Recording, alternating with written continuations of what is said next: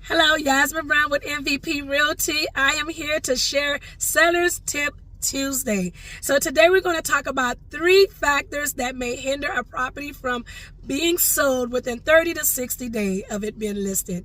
Reason number 1, location, location, location. No, you cannot pick the property up and put it in another location.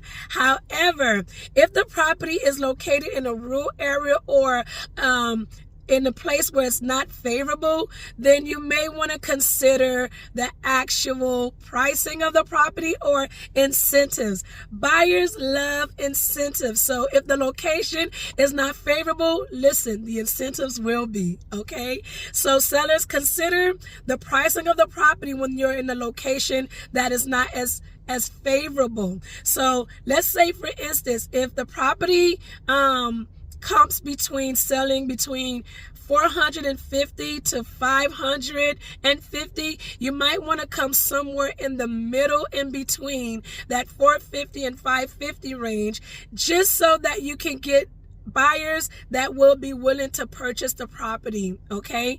Reason number 2 is the actual condition.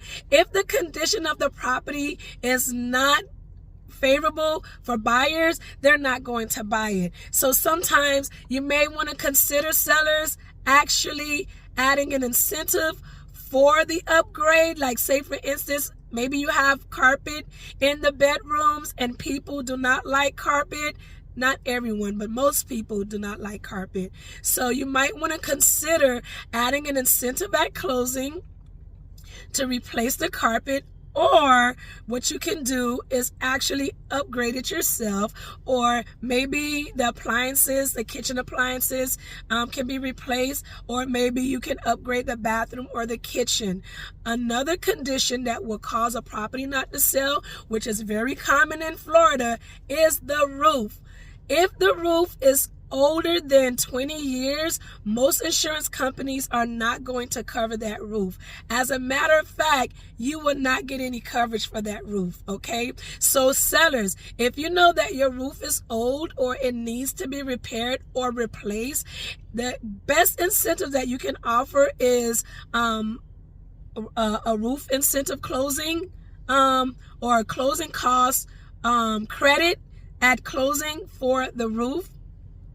Or just repair the roof yourself, okay? That is reason number 2. Reason number 3 is pricing. Oh my goodness. Sellers, I know every sellers think their property is worth X amount. And I love to come with the comparative marketing analysis to educate the seller, to let them know what your property is worth and why. And no, we're not going by what Zillow says, because Zillow does not have all the specific details that the realtor would have that is actually in the property and that can see why the property has to be listed, or should suggest the property should be listed at such price, okay?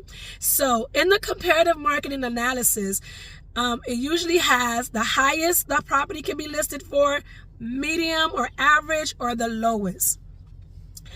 Here are the 3 different things that take place when you do either one of these 3.